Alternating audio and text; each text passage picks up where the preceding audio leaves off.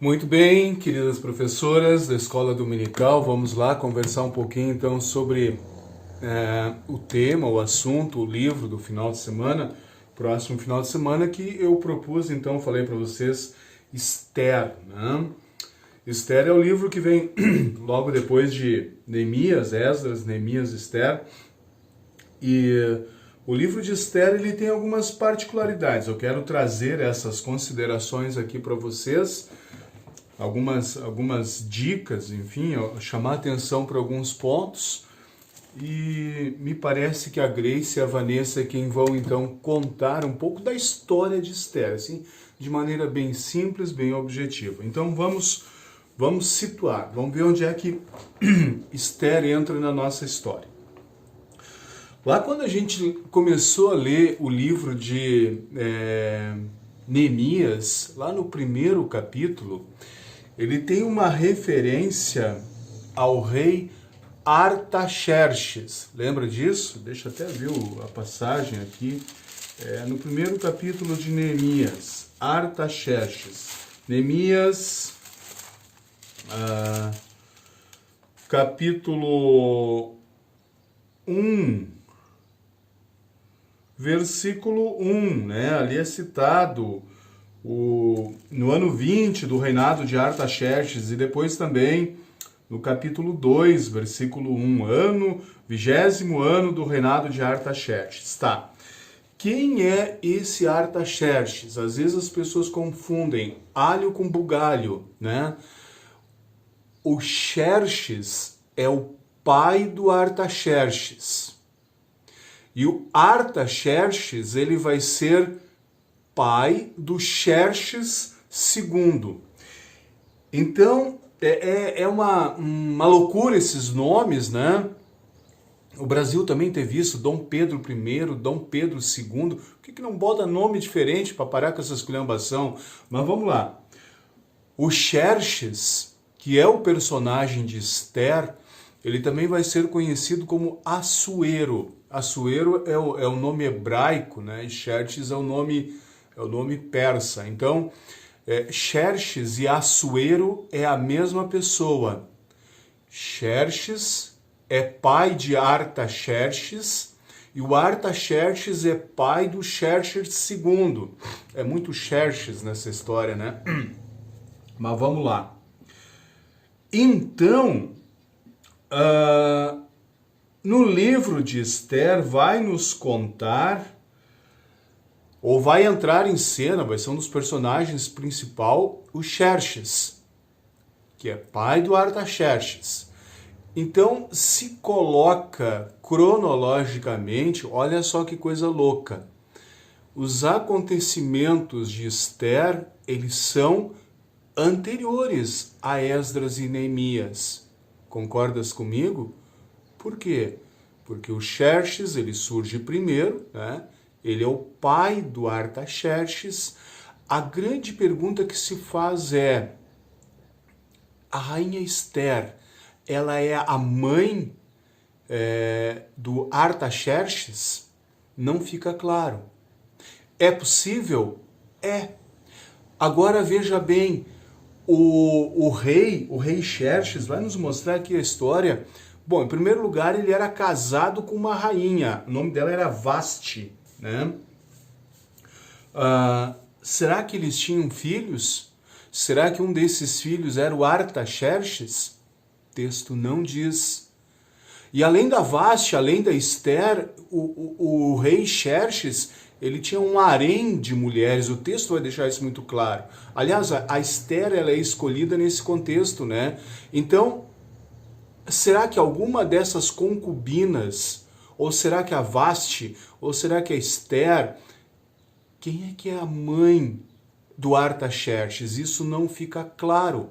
Pelo menos, no meu ponto de vista, não está claro esse negócio aqui. Mas também não importa. O que importa é Xerxes, que era o rei, casado com a rainha Vasti, que vai perder o trono, ele vai casar com a Esther. E toda essa configuração aqui tem um propósito nesse livro de Esther, que é preservar o povo de Deus. O resumo da ópera, Vanessa Grace, é: o povo de Deus ele não pode ser derrotado, vencido por mãos humanas. Mesmo hoje, com a pandemia, com perseguição aos cristãos lá na China, né, lá no país comunista da China, diga-se muito claramente isso, o povo de Deus ele não vai ser derrotado. Essa é a história de que Esther quer nos contar. Aliás, essa história a gente já viu lá com José no Egito, lembram? Lá com José também tentaram aniquilar, transformar o povo descendentes de Jacó em escravos e não conseguiram. Lá no Novo Testamento, quando Jesus nasce, o que o Herodes, que ele quer fazer? Ele manda matar as crianças de 2 anos para baixo, com o fim de aniquilar esse novo rei dos judeus, né? E não consegue. Isso aqui também vai acontecer com a nossa amiga Esther, tá? Livro bem curtinho, bem gostoso. Inclusive, recomendo que todas as professoras façam a leitura desse livro. 9 capítulos só. Vamos lá. Então, situado na história, né, o rei Xerxes, que aparece ali no capítulo 1, versículo 1 e 2. Foi no tempo em que Xerxes era rei da Pérsia. O Xerxes é o pai do Artaxerxes, que é o rei que vai permitir depois, né, o retorno lá do Neemias, lá para a terra de Judá. Tá? Muito bem. O rei Xerxes, ele viveu uma época de muito glamour, de muito poder, muita honra, né? Lembra sempre quando eu falei que há ciclos na história em que determinados povos eles se tornam dominadores de outros povos, seja política, cultural ou até militarmente dominadores, né? Foi assim com os romanos, foi assim com o próprio Império Persa que a gente está vindo aqui, né? Hoje em dia, qual é o império que domina culturalmente o mundo, né? Você vai no shopping comer um fast food e tomar uma Coca-Cola, né? Tá vindo um novo império chinês, talvez, não se saiba. Mas a história humana é assim, tem momentos em que determinados impérios, governos, eles dominam os outros. Aqui é o Império Persa. Os caras eram muito ricos, cara. Olha só como é que eles tomavam vinho. Capítulo 1, versículo 7. Convidados tomavam as bebidas em copos de ouro. Eu não quero fazer nenhum tipo de problema, né, dona Mônica? Mas lá em casa até as taças às vezes terminam, quebram, né? Os caras aqui tomavam em copos de ouro.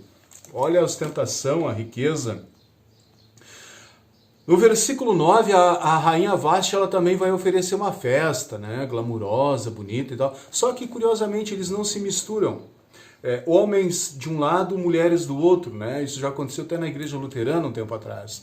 Não se misturam. Os homens festejam sozinhos e as mulheres sozinhas. Olha só, que loucura.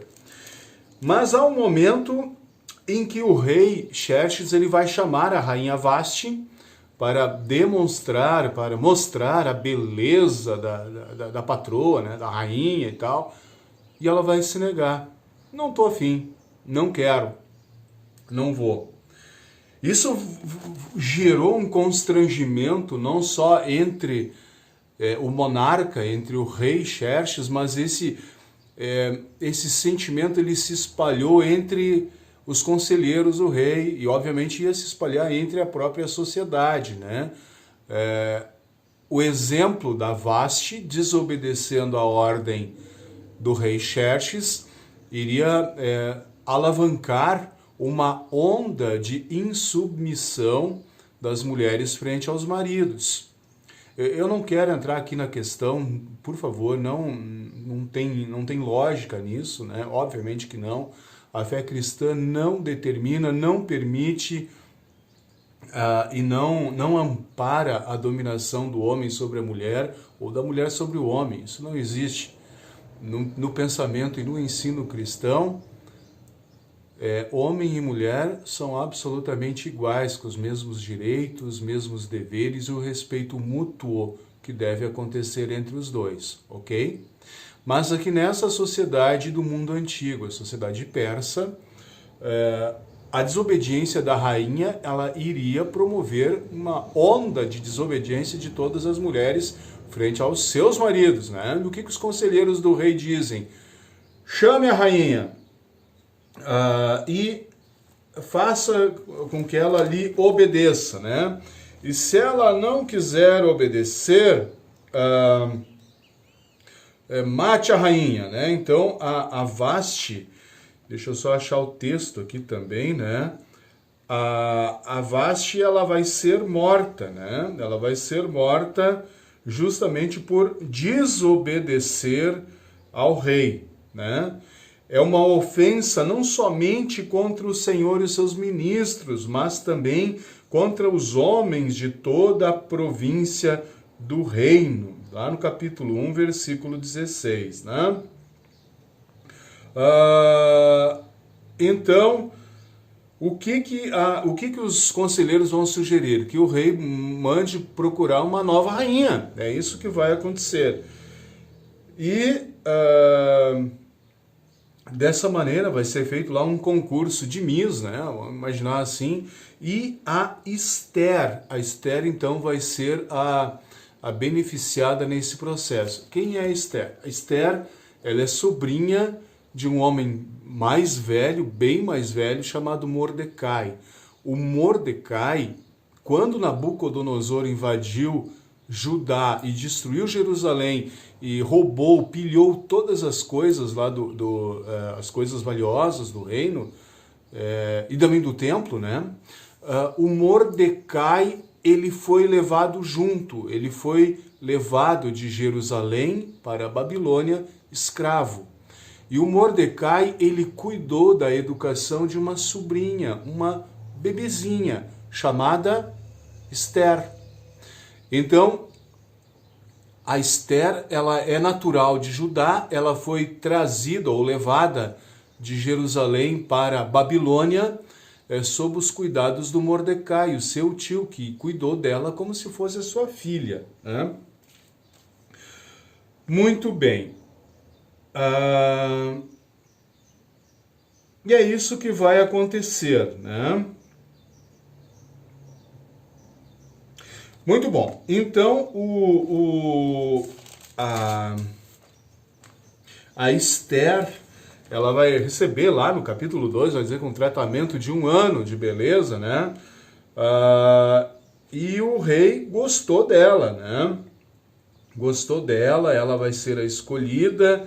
No final do capítulo 2, ali no versículo 18, um grande banquete, uma grande festa em honra a Esther, onde todos os oficiais, servidores, então, vão ser convidados. E a Esther, obviamente, ela já vai nomear, ela já vai encaminhar ali, então, o seu tio, o Mordecai, para ser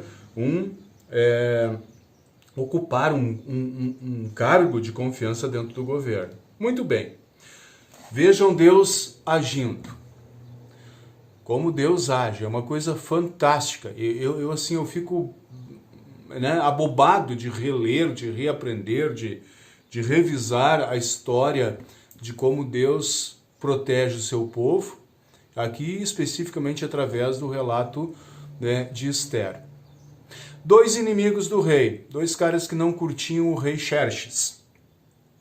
Esses caras, eles eram eunucos, né? Lembrando só, professor de escola dominical e tal, o que é um eunuco? Eunuco é uma profissão. Eunuco é um homem castrado. Ser eunuco nos tempos antigos, inclusive nos tempos de Jesus, era uma profissão muito importante. O que fazia o eunuco? O eunuco era o cara que organizava, que fazia a gestão, né? Ou como dizem em Jaraguá, o gestom, do harém do rei. O harém era o local, era a propriedade onde eram cuidadas, mantidas, embelezadas as concubinas, as mulheres que o rei gostaria de usufruir, né? Então, ser eunuco era uma profissão. Tinham 2 eunucos lá no palácio do rei que por alguma razão queriam matar o rei, estavam com raiva dele.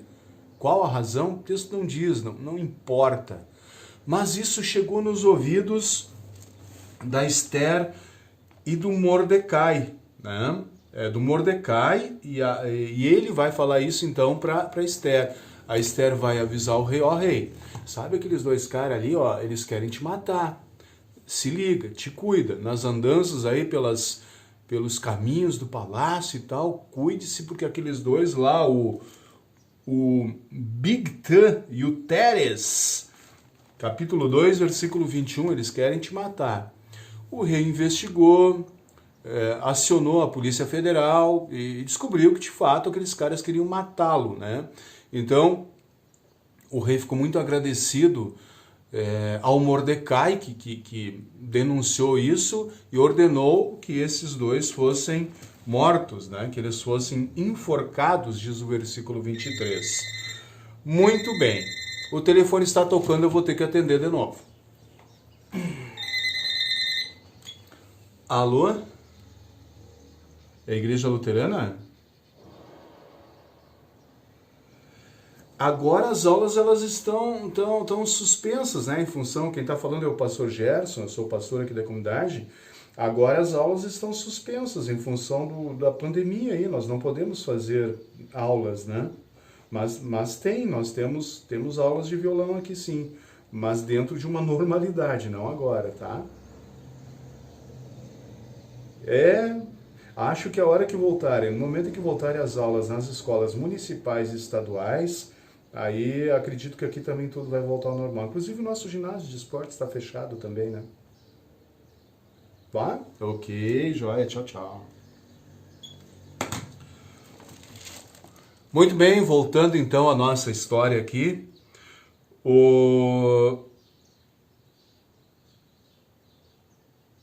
Voltando então à nossa história aqui, vamos agora acompanhar a parte final do livro de Esther, né? Vai surgir em cena um homem chamado Amã. Quem que é o Amã? O Amã, ele vai ser nomeado... Mas não é possível. Alô?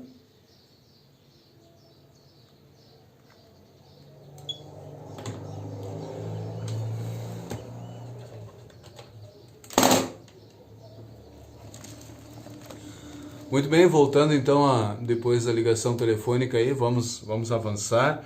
Vai entrar em cena agora um tal de Amã. Amã, ele vai ser um importante oficial, primeiro-ministro dentro do governo do Xerxes, só que ele é descendente de Agag, né? Agag era um rei inimigo dos israelitas, capítulo 3, versículo 1. Este Amã, ele vai fazer uma estratégia para eliminar todos os judeus lá do reino da Pérsia, né? E o reino da Pérsia era muito grande, desde a região da Babilônia até o norte do Egito, pegando, obviamente, o território de Canaã e na parte superior ali onde a província da Ásia, né? Toda aquela região, a região lá da Babilônica, né? Hoje é o Irã e o Iraque, né? E também até o norte da África aqui, tudo isso era a província da Pérsia, tá? Com vários povos, né? Várias cidades importantes que pagavam tributo ao rei Xerxes. E também é importante dizer que nessas províncias haviam sido dispersos muitos judeus. Olha só a mão de Deus. Os descendentes de Abraão, Isaque e Jacó sendo dispersos por todo o Império Persa, e cada região, cada província falando cada qual a sua linguagem, né? Os etíopes falando na língua própria deles, os pessoal da Macedônia falando na língua deles e assim por diante. Cada qual na sua língua, mas todos eles submissos ao governo de Xerxes, o governo da Pérsia, ok? O Amã, então, ele vai ser nomeado primeiro-ministro, ele vai ter uma bronca com os judeus. E tem um detalhe, a Esther, ela ainda não disse para o rei que ela era judia, que ela era descendente Abraão, Isaac, Jacó, que ela era descendente da terra de Judá. Ela não vai dizer isso por enquanto. Mais adiante ela vai revelar. Tá?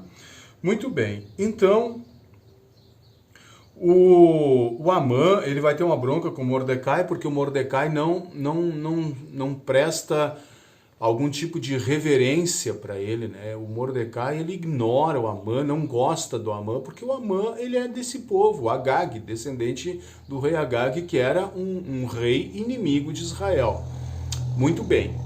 Vai chegar num momento em que o Amã, ele vai propor a morte de todos os judeus. Ele vai dizer, olha, esses caras estão conspirando contra ti, eles têm uma religião que é contra a tua religião, contra os costumes dos persas e tal.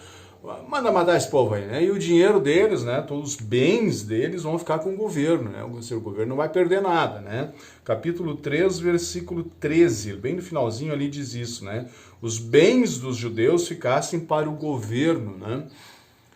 Interessante que isso aqui vai se repetir depois na história com Hitler, né? O Hitler, quando ele ordena, então, o Holocausto, né, a morte dos judeus lá na Segunda Guerra, é notadamente correto dizer que os bens dos judeus, muitos bens dos judeus, foram tomados pelo governo de Adolf Hitler, tá? Muito bem, mas isso não tem nada a ver com a nossa história aqui, né? Muito bem. O Mordecai, quando ele fica sabendo que há um decreto, então, ordenando a morte de todos os judeus em todo o Império Persa, em todas as províncias do Império da Pérsia, desde a Babilônia até a África, indo até mesmo dentro do continente europeu, o Mordecai vai ficar muito triste, ele vai ficar desesperado e ele vai pedir ajuda para Esther. E aí, nesse pedido do Mordecai para sua sobrinha, vai ter um versículo assim que ele é um pouco emblemático, que ele marca o livro de Esther. Aliás, o livro de Esther marca algo muito interessante, algo que não tem em nenhum outro livro da Bíblia. Esther é o único livro da Bíblia que não aparece o nome Deus. Esther é o único livro da Bíblia que não aparece Deus. Faz referência a Deus, mas não está grifado, é escrito o nome Deus Senhor. Tá? Isso não tem. Muito bem, mas no capítulo 4, então, vem aquela frase emblemática que marca também o livro de Esther, capítulo 4, final do versículo 14. Diante de toda essa situação, Mordecai vai dizer para Esther, quem sabe, talvez não seja essa a razão que você tenha sido feita justamente rainha para ajudar numa situação como essa, né? Talvez Deus, né, de maneira implícita, tenha feito você rainha para ajudar o povo dele, justamente nessa situação de decreto de morte, né? O que vai acontecer? Em seguida vai, no capítulo 5, vai acontecer que o rei vai, ele vai ter um sonho, né? Ele vai ter um momento de inquietação, depois de tomar um trago lá, de tomar um vinho lá num banquete, né? E ele vai procurar entender assim, o que será que está acontecendo de errado. Ele vai mandar que seja feita uma releitura dos livros de história do reino da Pérsia, e aí ele vai descobrir, ele vai ser lembrado da traição daqueles dois eunucos que eu havia me referido antes. E ele vai perguntar para os seus ministros, auxiliares, como é que a gente recompensou Mordecai, né? Será que é este não reconhecimento que está me causando essa inquietação, que eu não consigo dormir, não tenho paz, tranquilidade? E o pessoal vai dizer, olha, o Mordecai, ele não recebeu nenhum tipo de premiação, nenhum tipo de reconhecimento, né? E a partir daí, vai então acontecer toda uma estratégia da Esther. Para quê? Para que os judeus então sejam preservados, né?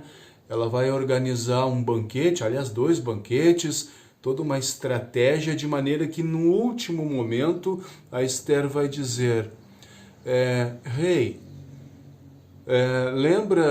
lembra sempre de mim. Eu te ajudei naquela vez dos eunucos e eu sou do povo judeu, eu sou uma moça judia. E agora tem um decreto de um ministro aí mandando matar todos os judeus. E o rei, mas quem é que mandou fazer isso, né? É esse cara aqui, é o Amã. E aí o rei Xerxes, ele vai decretar então que o Amã seja morto na forca que ele preparou, uma forca de 20 metros, diz o texto, né? Que ele havia preparado para quê? Para matar o próprio Mordecai, né? É na sua própria forca que Amã vai ser morto. E assim, então, os judeus eles vão ser preservados através de Mordecai e através da sua sobrinha, obviamente, a rainha Esther. Tá? Então, basicamente, é isso aqui, a história do livro de Esther. Agora, é sempre importante a gente lembrar, Esther vem aqui na Bíblia, né, depois de Neemias. Agora, cronologicamente não é assim. Historicamente não é assim. Historicamente, é o rei, não vamos confundir o nome dos homens aqui, né? O rei Xerxes, que também é conhecido por Assuero, né? Em alguns livros ele vai, tem algumas passagens bíblicas, vai ser a citação a Assuero. O Xerxes, que era casado com a Vasti, né? Depois casou com a Esther. E esse Xerxes é pai do Artaxerxes, que é o rei na época de Neemias e que vai permitir o retorno do Neemias lá para ajudar para a reconstrução dos muros de Jerusalém, e o Esdras que vai coordenar lá o serviço de reconstrução do templo. Tá? Deus nunca abandona o seu povo. Deus protege o seu povo. Essa pode ser e uma boa temática para a gente adotar nesse final de semana, que é a historinha então do livro de Esther, tá bom? Eu vou subir esse vídeo pro YouTube do jeito que tá, com os telefones tocando, eu atendendo o telefone, eu recusando chamada, daqui a pouco apertei um botão. O telefone que não para, o dia inteiro assim. Eu não vou fazer cortes, não vou fazer edições, então ele vai subir pro YouTube desse jeito. Ignorem aquelas partes ali e tal, né? E qualquer coisa, Grace, Vanessa, por favor, mantenham contato comigo, a gente está aqui para ajudar e atrapalhar o menos possível, tá bom? Baita abraço para vocês, foi muito bom estar com vocês mais uma vez.